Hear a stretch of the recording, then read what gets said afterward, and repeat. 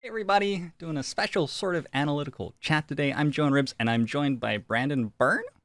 And today we're Hello. going to be talking about Quest Mode, which is a really cool. You know, a while ago, Twitch introduced like watching ads for bits, and some people got really excited about that because they could support their streamers by watching ads and like give back to the communities that they were invested in. And Quest Mode's like that on all sorts of steroids, really hyped up. You can play games, sign up for offers, earn yourself subs and donations to a streamer you like. It's a really cool way to make advertising interactive and give you a way to participate in the community and raising money for that community on Twitch. Uh, and Brandon is the CEO of Opera Event, right? That's right. Started out in the influencer industry at Curse and moved to Team Liquid and is now doing this. So you want to give us like a little spiel about how Questmo started, what it's up to, what's exciting about it? Sure. Yeah. So first of all, thanks for having me on your channel. I'm actually a big fan. I play a bit of Slay the Spire, and Yeah. you're one of the top players in the space. So I appreciate all the content you create. Well, thank you. Sure thing. So a little bit about just kind of how we got here. We started out. I was at Curse, and while we were there, we created an MCN called Union for Gamers. And what And it then was an we MCN is a multi-channel network, so it's That's like right. Yeah, it's grouping like a together. grouping. It was kind of a way that, a little bit it's a way that like Hollywood was trying to take its influence and move it to sort of the YouTube space. And so you saw really big MCNs like Maker get bought by Disney and some other stuff like that. We weren't that. We were more like, hey, we want to go and just help influencers get sponsorship and try to get out of their way, right? We weren't about like creating giant studio bays with post-production stuff. We really just wanted to help empower gamers to get more out of their channel and make more money and build their audience, things of that nature. So that's what we did at Curse.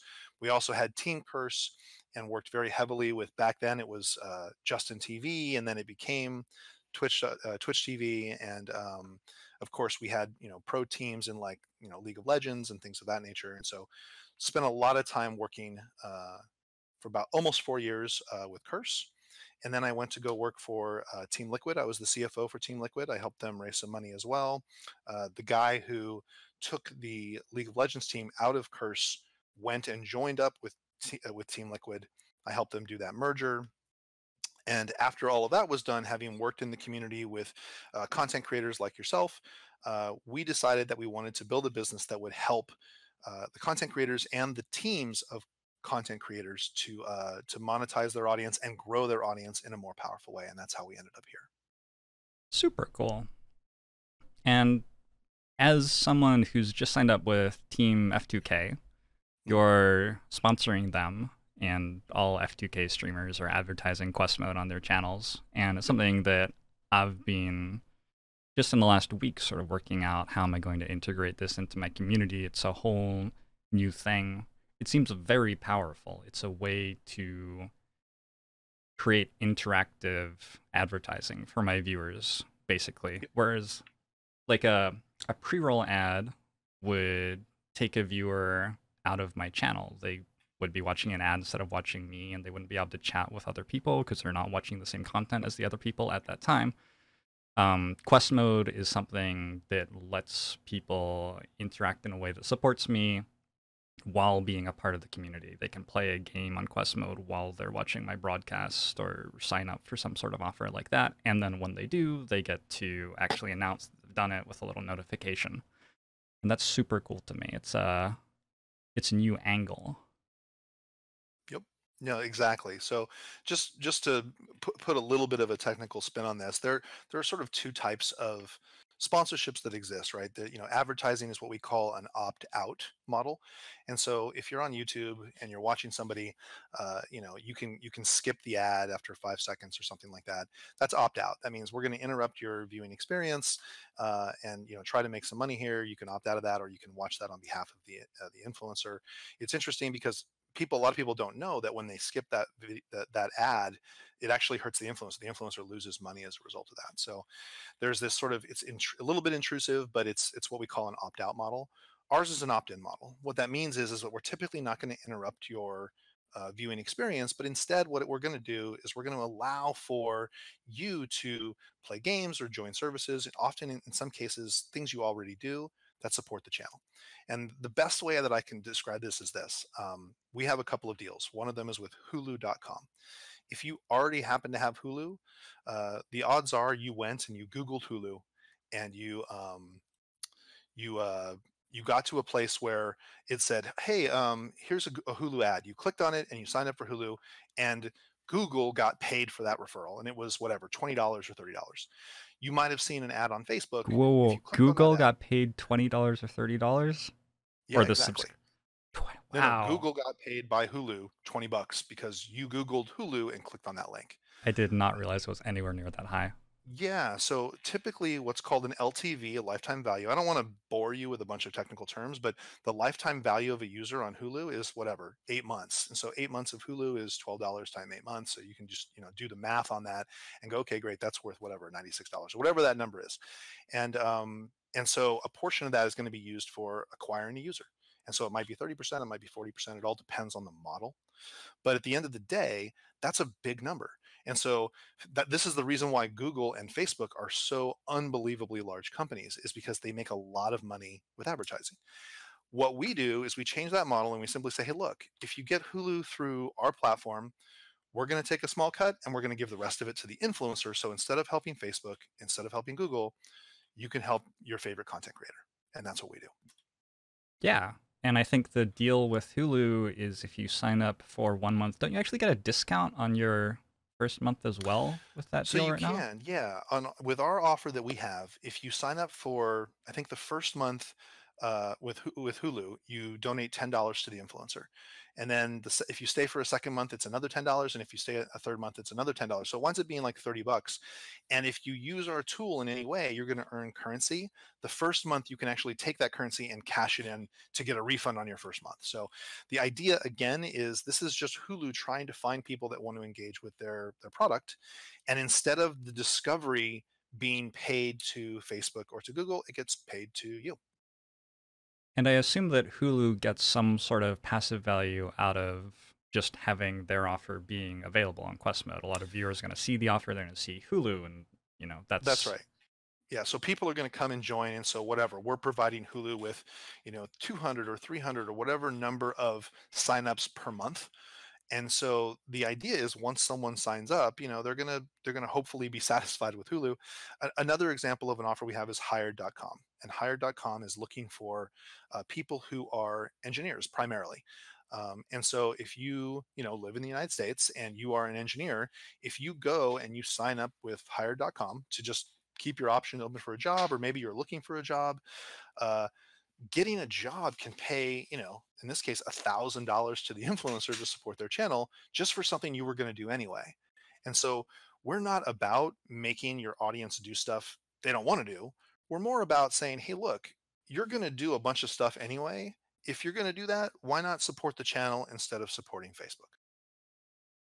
and I think something that I'm really interested in my community is even going further than it's something you're already going to do and go to I can actually create value, extra value for you by having you do this through my community. Like I can set up in Discord, hey, there's this great offer on hired.com. I know a lot of you are looking for jobs. Let's chat here about looking for jobs.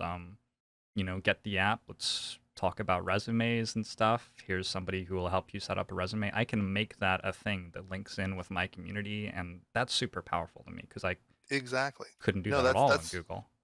that's exactly my point, right? So first of all, like when you're engaging with your community, and like I said, I'm a fan of your show, so I'll watch you, engage with Chad. There's an actual community here, right?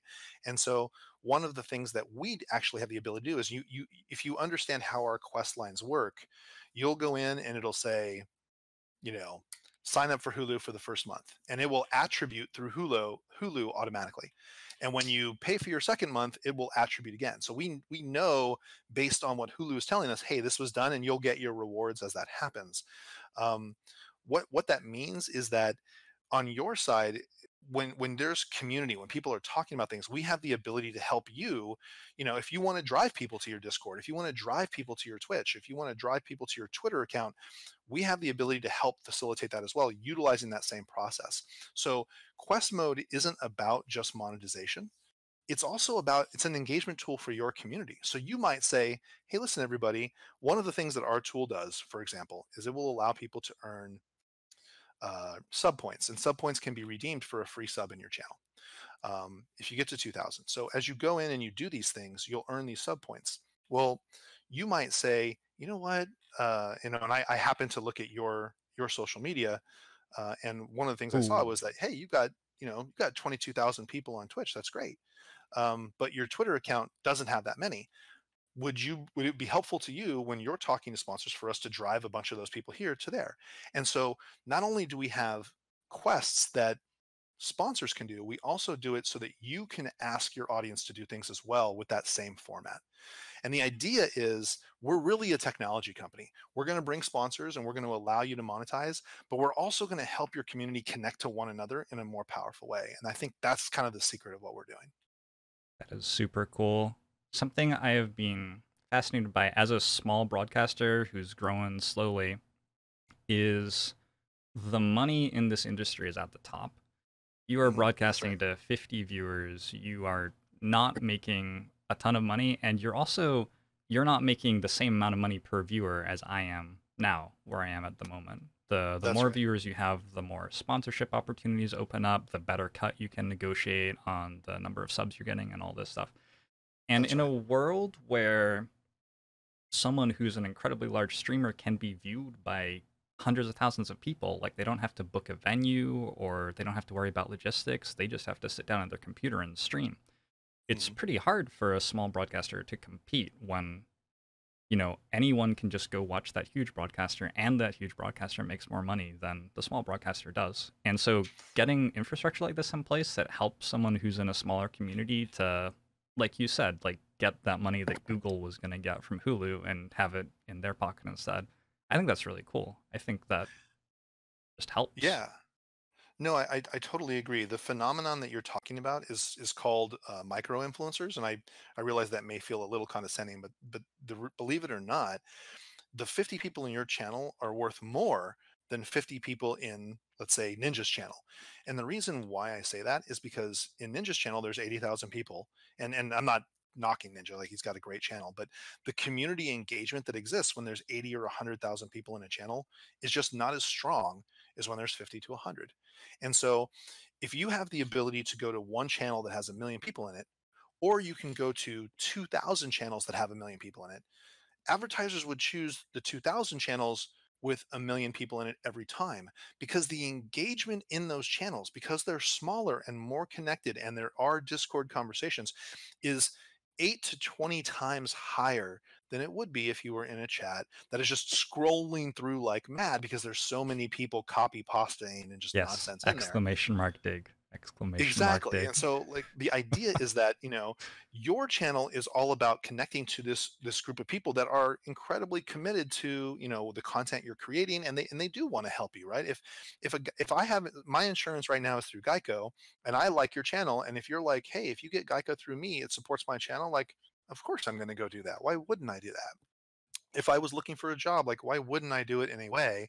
Working with the exact same vendor I would if I did it myself, that would benefit you. And so the phenomenon that you're talking about is called micro influencers. And part of what Opera Event really does is we go to the teams and we help them to aggregate streamers who have a really loyal following like you.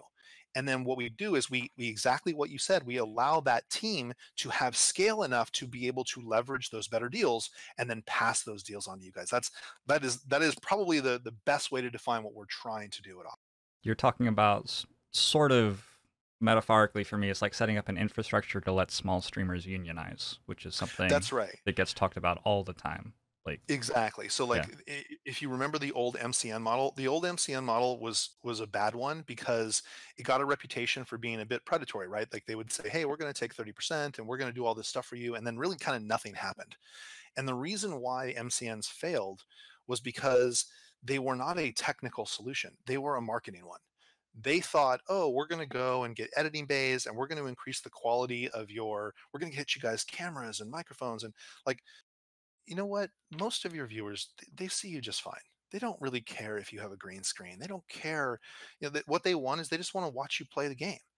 And so I think that that was more of an old school media, a television type response to, oh, here's this new audience. And they didn't get the soul of where the audience was with regard to YouTube. When I go and watch you on YouTube, when I watch you on Twitch, I don't give a crap if you have a green screen. What I care about is the amazing, that you have, three caltrops, cards, and now every time the heart hits you, it's doing 9 damage to itself. That's the thing I care about, right? Right. So just to wrap that up, like the thing that we're trying to do is we're changing that model. We love the idea of aggregation so that we can get you those better deals and get you on the map of these big sponsors. We hate the idea of the old MCN, and instead we're simply a technical solution that allows us to push those things to your channel programmatically. Yeah, I'm sold. Cool. I do have I'm other glad. questions. I was wondering, I compete with Netflix. I compete with Hulu, actually. So, like, advertising Hulu on this broadcast is, while microcosmically aggravating, it's like, I don't really want people to go watch Hulu. Sure. So, I'm interested in how I can not compete with other Twitch broadcasters, but how I can compete with platforms like Netflix and Hulu. And I'm on YouTube, but how do I compete with large YouTube channels, stuff like that? And I was wondering if you thought that this sort of opt-in advertising was something that was going to become a bigger deal on other platforms as well, or if this is very specific to interactive communities like Twitch. The big problem that you have with this type of thing is that um, you have a fragmented market, right? So YouTube is different than Twitch, which is different than Twitter, which is different than Instagram, which is different than, Medium if you're a blogger, right? And and the problem that you have is that platforms like Twitch are never going to build a tool that works over on YouTube. YouTube is never going to build a tool that will work over on Twitch. And that's a huge problem for influencers like you because you guys use both of these platforms in different ways. And here's our experience with how influencers use these. And you can tell me if this works for you. If I'm playing Ascension level 20 and I want to beat the heart, I actually won't go and look at your Twitch page because when I go and look at your Twitch page, you're just playing what you're playing that day, and I have no idea what it is. I like the silent, you're playing, the ironclad or you're the defect or whatever, and I'm watching and I'm not getting the exact thing I need. What I do is I go to YouTube and I type in Ascension 20, Slay the Spire, Poison Build, Silent, and I'm going to get 400 videos, right? Some of which are yours that say, here's how you do this with this type of strategy. Now, as I'm going on and looking at these things, and this is how I found you, I'm like, oh, I like this guy. I'm going to go check out his Twitch page. YouTube is a discovery vehicle for new audiences. Twitch is where your community, once they've discovered you, collaborates and works together and spends time together. Twitter is a place where you re-engage people who already know about you. So as a streamer, you use all of these tools for different things. But the problem is they don't talk to each other. And more importantly, they're in competition with one another. So our tool, which unifies this whole thing, is great. But the problem is, can it go and become, ubiquitous with the space? I'm not sure. And the reason why is because Twitch doesn't want to play nice with YouTube, and YouTube doesn't want to play nice with Mixer, and Mixer doesn't want to play nice with Twitch. So you have this a little bit of a competitive uh, conflict, or there's a rub there that makes it difficult, which is why we think what we're doing is so important, right? We don't care what platform you use. What we care about is aligning all of your goals and then allowing your fans to draw closer to the content that you create and to the community. So will it become prevalent in the future? Like, I don't know. I'm not sure. The example that I like to use, and this is super funny, and I realize I'm chatting a bit about this, but No, you're good. if you look at Blizzard, and Blizzard had this digital distribution platform for their games. They were sister companies with Activision for whatever 7-8 years before they let Activision have one game on Battle.net, right? It was Destiny. Just came out last November. Steam made a digital distribution a long time ago, and they were like, screw it. We're just going to let everybody be on here. And that's just really weird. Like big companies like that don't normally do that. We need more of that in this space. We need big companies to care less about protecting where they're entrenched and spend more time going, you know what, we're going to be fine because we're going to build stuff that's going to work for the influencers, going to work for the fans. So that's what we're trying to do. That's awesome. Yeah, and that speaks a lot to my experience. I actually I have a different team of people working on my YouTube now. Like I'm Exactly. trying to market that out to somebody else to do it for me almost, because where my skills are most useful are I'm very good at interacting with people. I'm very good at reliably showing up and giving you a place to hang out for 6 hours a day or whatever. Yep. I'm not better than other people at setting up a video to be discovered or making a cool thumbnail and a cool title. That's not something that's Exactly. my skill set exactly. One of the things that is super funny is that the audience will typically give influencers crap for sort of these ridiculous thumbnails, right? Or for having the name of your video be an exact nomenclature. But there's a reason for that. The reason why YouTubers do those things is it leverages the algorithm that Google has on YouTube to get that thing to the front page so you can be discovered when someone types something in. And so those things are super important, and it is an industry to itself. Yeah. All right.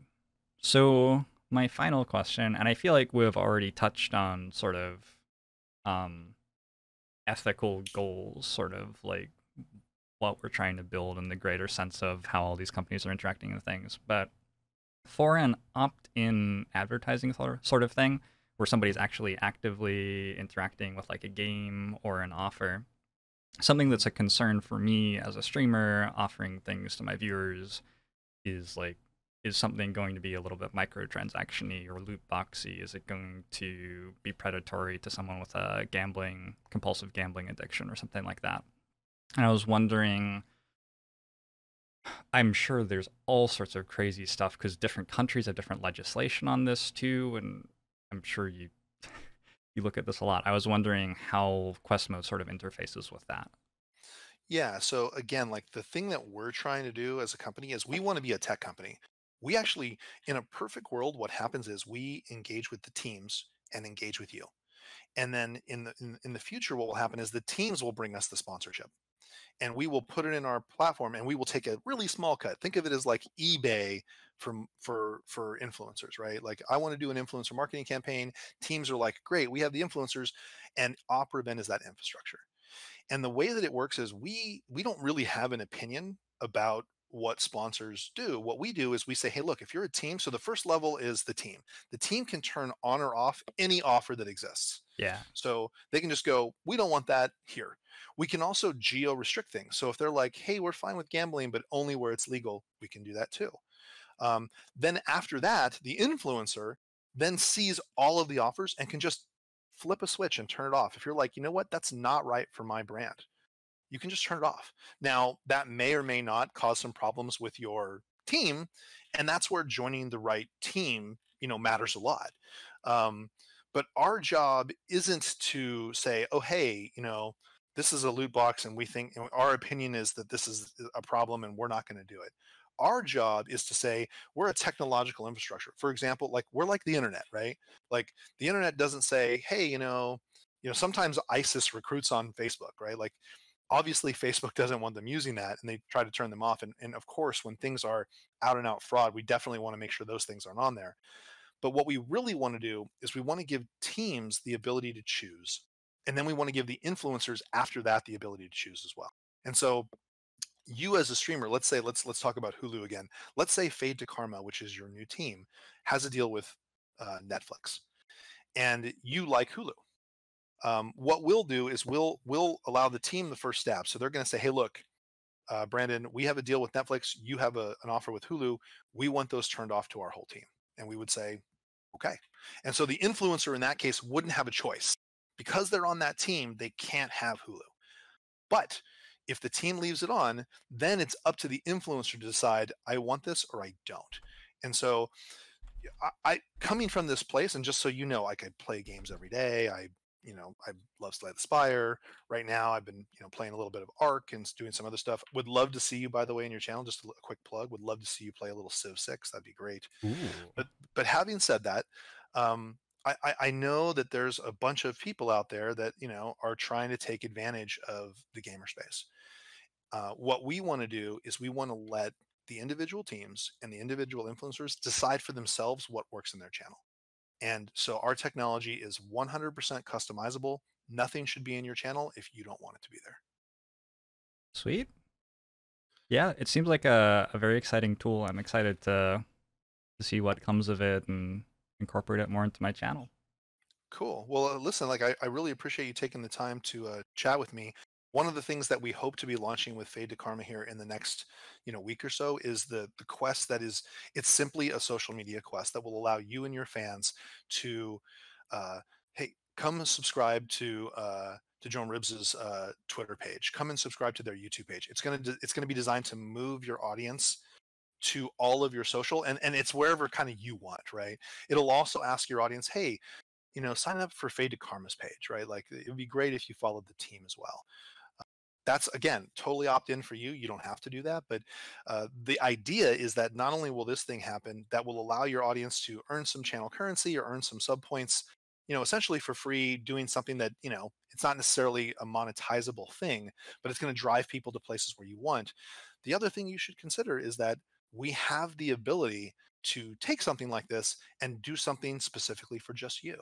And so if you said, "Oh, hey, I know the guys at Megacrit, and we want to have a contest for, you know, on this day we're going to launch a 48-hour, contest where we're going to see who can kill, the brain on Ascension 20 on all three of the characters, and there'll be a leaderboard for your channel." We could do that. We could be like, yeah, let's talk to Megacrit and let's see if we can make this work for you, and then that can just go in your channel. So there's a lot of different functionality. We want you to be able to utilize the system in a way that will be helpful for you. All right. Well, thank you, Brandon, for joining me. That was a lot of fun. I really appreciate you taking the time. Yeah, and I hope that you've enjoyed watching, everybody on YouTube and the interwebs. Great. Please consider that Civ 6 idea. I think you'd be really good in that. All right. All right. Bye, everybody. Take care.